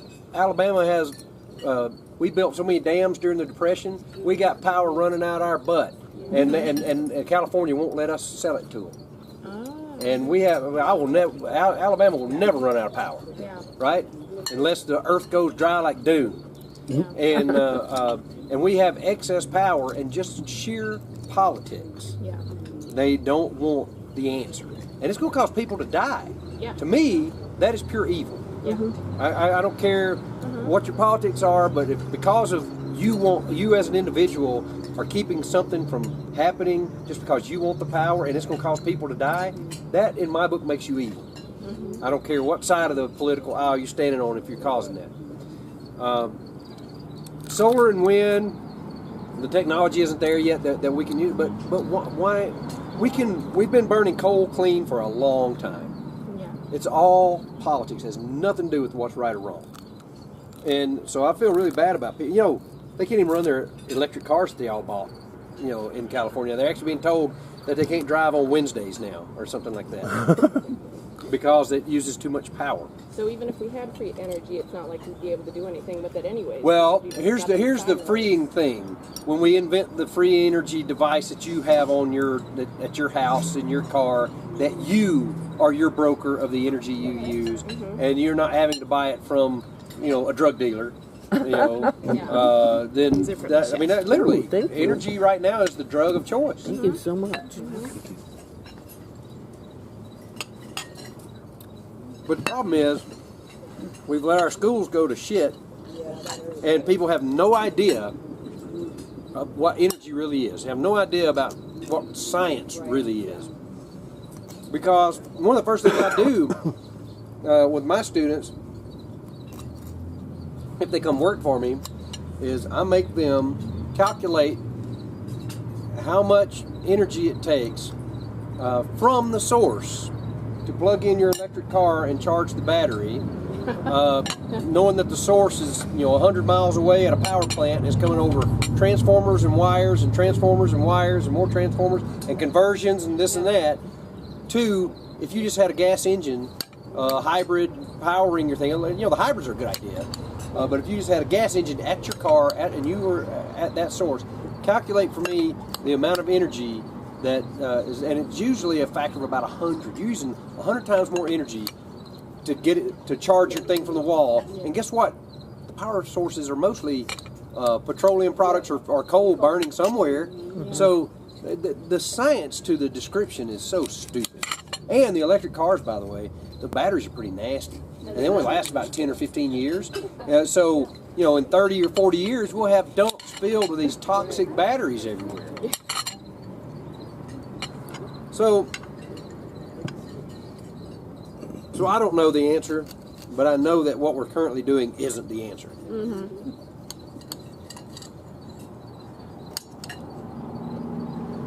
Miniature nuclear reactors. Cold fusion. Mr. Fusion. Cold Yeah. fusion. Mr. Fusion, just like in Back to the Future.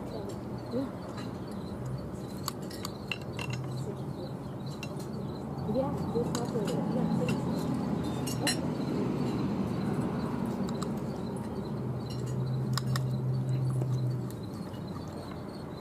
You think about hydrogen? I'm sorry.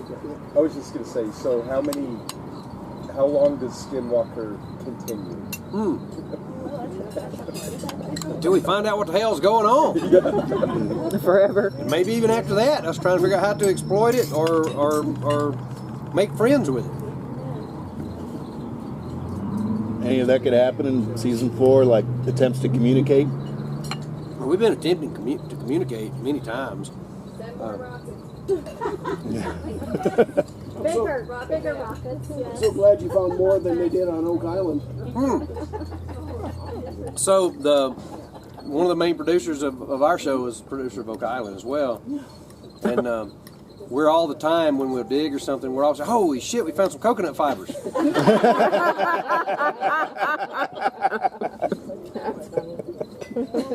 We keep telling them that they're going to dig that hole in the money pit, and it's going to be a portal that opens up at Homestead 2.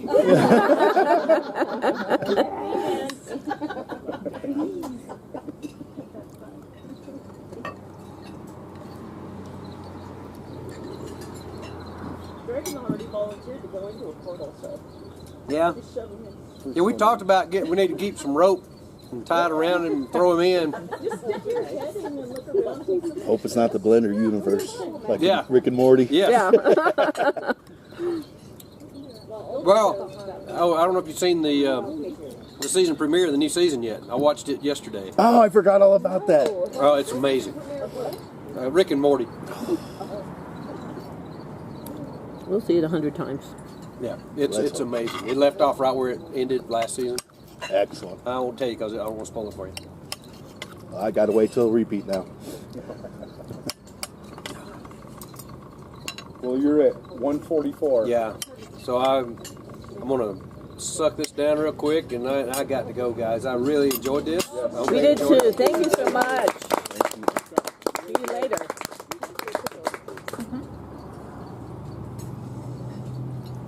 You want to just take that to go? Carrying the banner. Oh, thank you. We can have it. But feel free. the, I'm not dressing pushing. on it. I mean, Thomas probably, he's kind of the business end of the website, but he probably wants me to push. But if you're not part of the insiders, check it out. And you can do it for 1 month. It's $10. If you don't like it, whatever. Some months we're more active than others. We've been pretty active since we've been filming, and I every chance I get, I try to go on and chat for 10 minutes with folks or whatever. It is very random. We've been trying to figure out a way to do it more in a schedule, but. Do you want somebody to look up that spreadsheet to look at some of the stuff? Oh yeah, so there's a spreadsheet that the insiders have put together, and it's on the website there, and it has great detail about everybody's things they've observed on the website, ideas for experiments, things that's happened to them, and all this kind of. It's really detailed, and so it's like a whole other dimension, and it's a way you can interact with the research that we're doing. So. When I look at it every now and then, but it's so overwhelming. It's like starting to read. You got an encyclopedia set, or look, it's like the internet. There it is. Yep, all the knowledge that you don't want to know. Yeah, you finished it last night. Yeah, it was a good read, right? I try and look at what some people write before I log on and Stargate for a while and see what I see. Yeah, what we might have to do is get a team of the insiders to maybe create a summary chart that gives us like we think is the greatest hits. Kind of talking about that, starring the ones that read. That might be might make it easier on us if you guys sort of. It's like my science fiction publisher. I went to her house one day to talk about my next book, and her whole first floor of her house is stacks this high of manuscripts. I mean, literally everywhere. And she's like, "Well, this is the slush pile that we get unsolicited," and it was like her living room. Then her kitchen was filled with, and the whole house, and so you had teams of people trying to read it into a pile that would get to her, that she would then decide gets published. And so the spreadsheet's beginning to be like that. It's a lot of information I there. figure there's at least 100 entries per month. That's a lot of stuff to review. Yeah. And the fact that, the last Chips and Salsa we had nearly 500 people on. Oh my God, I couldn't type quick enough. Oh, we couldn't read quick enough. It's just things just going by like it's crazy. So yeah, well, it's highly interactive. It's a lot of fun. But because I really have to go. Thank y'all so much. Thank y'all. So have a good one. You too. Yep. See you later. Thank you. Thank y'all. See you, man. All right. So I'm supposed to be back at the conference center at 7, right?